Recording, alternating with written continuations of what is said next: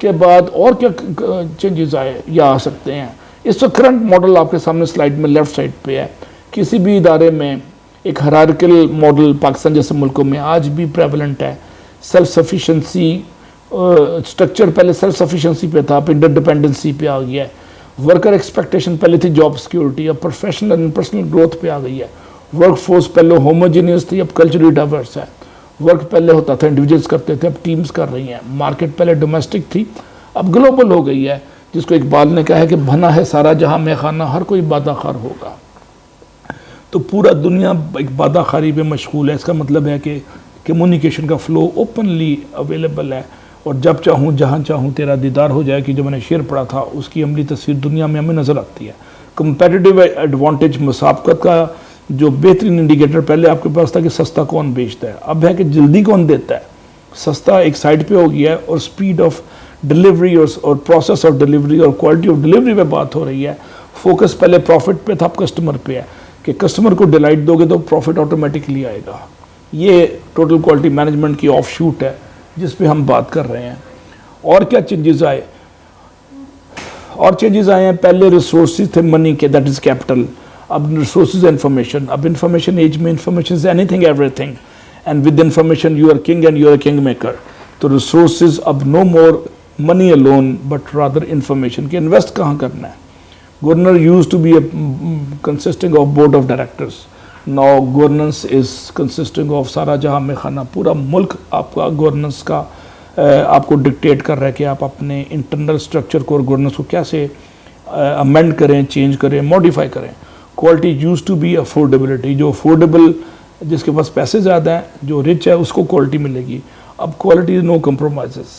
Leadership पहले autocratic थी, बादशाहत मुग़ल आज़म दर बादशाह सलामत स्टाइल थी।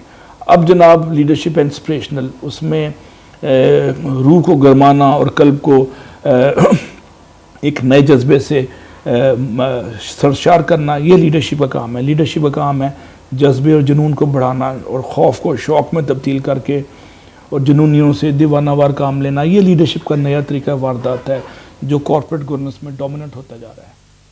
अब मैं आपके सामने एक ऑर्गेनाइजेशन पेश कर रहा हूँ जो दुनिया में किसी भी ऑर्गेनाइजेशन का एक जेनेरिक मॉडल है। इस मॉडल को देखें तो आपको थोड़ी सी आसानी हो जाएगी। इसमें ऑर्गेनाइजेशन के ऊपर पहली सर्कल में organisation could be your organisation, it could be PEC, it could be UET, it could be Lahore school of management, any organisation. इसमें नियर ऑपरेटिंग एनवायरनमेंट आपको नजर आ रहा है। इसमें पार्टनर हैं, सप्लायर्स हैं, कंपेटिटर्स हैं, क्लाइंट्स हैं और कस्टमर्स हैं और इन सब को हम कह देते हैं स्टेक होल्डर्स। ये नियर ऑपरेटिंग एनवायरनमेंट है। उसके बाद फॉर ऑपरेटिंग एनवायरनमेंट है जिसको मैक्रो एनवायरनमेंट कहते हैं, जो चार बड़े अनासर पे मुश्तमिल है। वो पहला जो उसको अफेक्ट करती है, जो इन्फ्लुएंस करती है ऑर्गेनाइजेशन की परफॉर्मेंस को और चेंज को नेसेसिटेट करने के लिए कैटलिस्टिक रोल प्ले कर सकती है। मसलन उसमें पहला फैक्टर क्या है? पहला फैक्टर है उसमें इकनॉमिक फैक्टर। इकनॉमिक फैक्टर से मुराद इक़्तिसादी अज्जा जो कि इदारे में लोगों की अगर बाइंग पावर होगी तो चीज़ बिकेगी, इन्फ्लेशन कंट्रोल होगी तो मुल्क में लोगों के कंज्यूमर का एक ट्रस्ट बहाल होगा वगैरह वगैरह। तो इकोनॉमिक फैक्टर में रुपये की stability against dollar could be one factor, foreign direct investment could be second factor. उसके बाद इन्फ्लेशन कंट्रोल के साथ साथ आपके जॉब्स एंड अपॉर्चुनिटीज़ का खुलना, वो ये सारे वो फैक्टर्स हैं जो कि इकोनॉमिक फैक्टर को लीड करते हैं। दूसरा मेन फैक्टर जो आपकी फॉर ऑपरेटिंग एनवायरनमेंट में किसी भी इदारे पे चेंज को नेसेसिटेट करता है, मजबूर करता है, वो है पॉलिटिकल फैक्टर। सियासी तौर पे मसलन 1972 में जुल्फ़िकार अली भुट्टो की गवर्नमेंट जब आई तो उन्होंने पॉलिटिकल फैक्टर था, बैंक भी नेशनलाइज कर लिए, फैक्ट्रियाँ भी नेशनलाइज कर ली बड़ी बड़ी। तो ये आपका तर्ज हुकूमत क्या है, फेडरल गवर्नमेंट की पॉलिसी क्या है, उससे भी आपकी ऑर्गेनाइजेशन मुतासर होती है। तीसरा फैक्टर है सोशल फैक्टर, समाजी अज़ाय तरकीबी जो कि आपके इदारे की जुमला खसूसियात को मुतासर करते हैं और तब्दीली के लिए सोचने पे मजबूर करते हैं। समाजी फैक्टर्स में आपके सामने लोगों के समाजी रवैये हैं, उनकी लाइकिंग डिसलाइकिंग है, उनकी टेस्ट, उनकी इम्प्रेशन, उनकी मैंने और साथ साथ उनकी परसेप्शन, उनकी फूड की हैबिट्स, उनका उठना बैठना, नशिस्त व बर्खास्त, एवरीडे लाइफ, सब समाजी इश्यूज़ में आ जाता है और समाजी फैक्टर्स की वजह से भी बिज़नेस पे इम्पेक्ट आता है। मसलन आज से 40 साल पहले लाहौर में पिज़्ज़ा कोई नहीं खाता था, नान कबाब या मुर्ग चने फॉर एग्जांपल बाज़ार में बिकते थे। अब हर स्ट्रीट पे शॉर्मा बिक रहा है। ये सोशल फैक्टर्स हैं जो कि आपकी फूड की हैबिट्स की इंडिकेटर देते हैं। हर चौथी दुकान इस वक्त पिज़्ज़ा बेच रही है इस्लामाबाद लाहौर में गलियों के अंदर। चाइनीज़ दुकानों के छोटे छोटे स्टॉल लग गए हैं जो 40 साल पहले लाहौर में सिर्फ एक चाइनीज़ था। ये सोशल फैक्टर्स हैं कि आपकी हैबिट्स भी चेंज हो रही हैं, जिसकी वजह से आपकी ऑर्गेनाइजेशन का स्ट्रक्चर चेंज हो रहा है और आप मुर्ग चने बेचते बेचते एकदम पिज़्ज़ा पे और शवारमा पे चले जाते हैं। इस तरह चेंज होती हैं समाजी फैक्टर्स, आपकी डिलीवरी के पैटर्न को, आपकी बिजनेस के स्टाइल को और प्रोडक्ट की वैरायटी को और डाइवर्सिटी को भी चेंज कर देते हैं।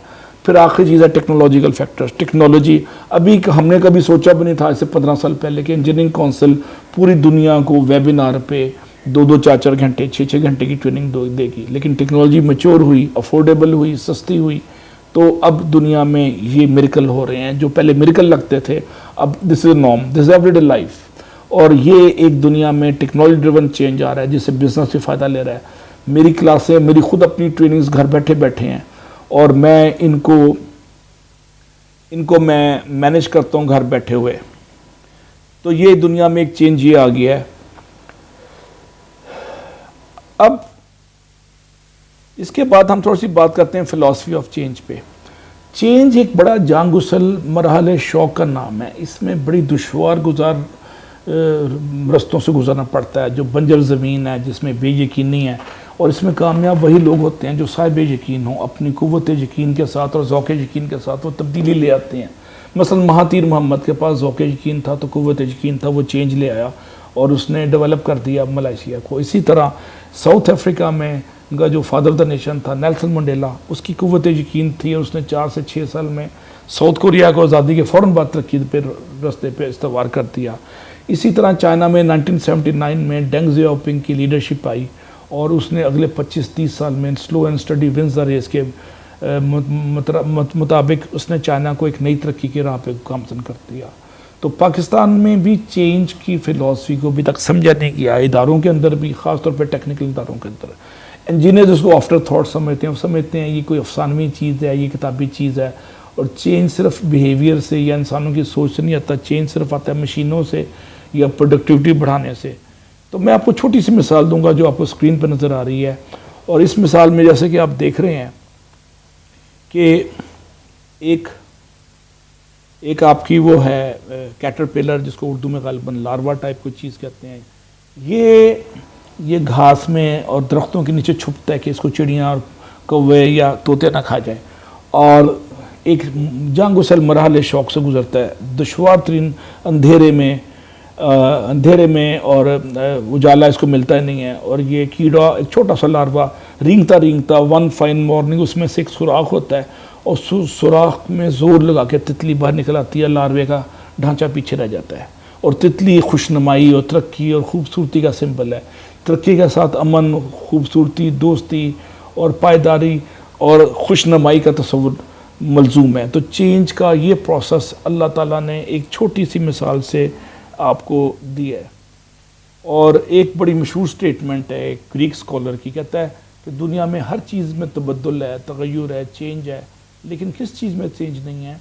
वो चेंज में इटसेल्फ चेंज नहीं है और चेंज कांस्टेंट है, बाकी हर चीज़ में तगय्युर तबद्दुल है। और लोग डरते हैं चेंज लाने से। South Asian culture change resistant है बदकिस्मती से। और बड़ा मशहूर शेर आप देख रहे हैं कि आइंदों से डरना, तर्ज़ कहन पे अड़ना, मंजिल यही कठन है कौमों की ज़िंदगी में। ये लामा इकबाल का शेर है। और लामा इकबाल इस शेर में कहते हैं कि पुराने स्टाइल पे अड़ जाना, उस पर अड़े रहना, ज़िद करना कि पुराना तरीका वारदात ठीक है, और नई चीज़ों से डरना, ये कौमों की तरक्की में सबसे मुश्किल मरहला यही है, ये सबसे मुश्किल मंजिल यही है। जब साउथ कोरिया ने चेंज का डिसीजन लिया तो उनके जनरल किम 1960s में 61-62 में टीवी पे उन्होंने कहा जी हम 23.5% यानी 1/4 ऑफ द हमारा जीडीपी एजुकेशन पे इन्वेस्ट होगा। और आज 30 साल बाद, 35 साल बाद साउथ कोरिया एक डेवलप्ड नेशन में दाखिल हो गया है। तो चेंज के लिए आपको पहले फैसला करना पड़ता है कि हम अपने रिसोर्सेज, अपनी डायरेक्शन कौन सी रखेंगे, रिसोर्सेज कितने एलोकेट करेंगे और हमारी तरजीहात का तयन क्या होगा।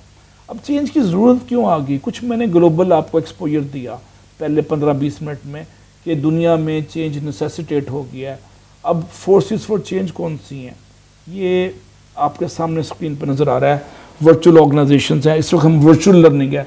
इसी तरह पीईसी भी एक वर्चुअल ऑर्गेनाइजेशन बनती जा रही है। हम लाहौर, इस्लामाबाद, पेशावर, कराची, कोयटा बैठे बैठे पीईसी के हेडक्वार्टर से हम वर्चुअल मीटिंग अटेंड कर रहे हैं और पीईसी एक वर्चुअल ऑर्गेनाइजेशन में कन्वर्ट हो गई है, जिसकी वजह से पीईसी के अंदर इटसेल्फ एक चेंज नेसेसिटेट हो गया है। मर्जर और एक्विजिशंस हो रही हैं बैंकों में, मल्टीनेशनल्स कंपनियों में, इदारों में मर्जर हो रहे हैं आपस में, उनमें एक दूसरे में जम हो रही हैं, एक दूसरे को ख़रीद रहे हैं।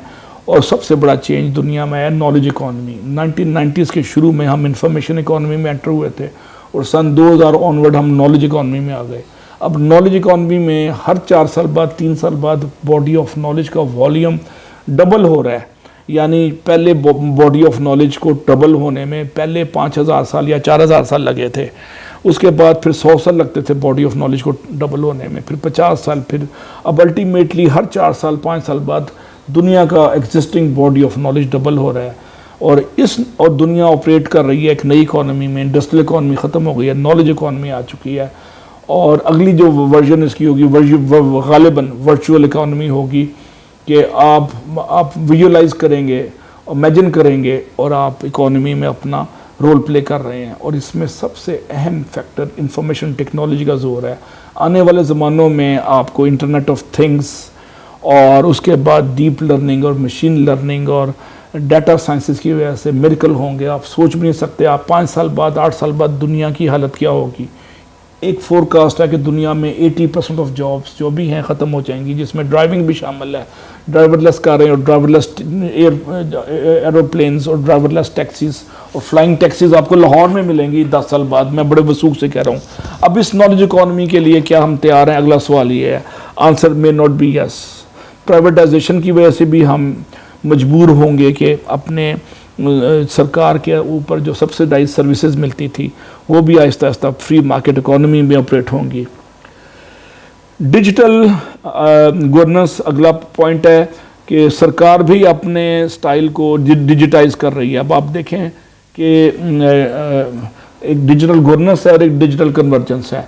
अब मेरे मोबाइल में मेरा क्लासरूम भी है, मेरा बैंक का अकाउंट भी मेरे मोबाइल पे है, मेरा पासवर्ड्स और मेरी क्लासें भी मेरे मोबाइल में है। तो हर चीज़ मेरी जो है इस वक्त मोबाइल में मौजूद है। इसका नाम है डिजिटल कन्वर्जेंस। और आने वाले दिनों में मोबाइल भी रिड्यूस होकर किसी चिप की सूरत में मेरे नाखून में आ जाएगा शायद, और मोबाइल भी ऑब्सलीट हो जाएगा 10 सालों के बाद, और सुपर माइक्रो चिप्स उसकी जगह ले लेंगे। हो सकता है मेरे बालों के अंदर चिप आ जाए, ये भी आने वाले दिनों में फोरकास्ट है। तो जो कुछ आप इमेजिन कर सकते हैं आने वाले दिनों में होगा। अगले 10 साल दुनिया में हर किस्म का चेंज आ रहा है। और एक चेंज जिसका मैंने जिक्र नहीं किया, जिसकी वजह से पाकिस्तान में चेंज आना बड़ा ज़रूरी है, वो है पेंडेमिक फैक्टर।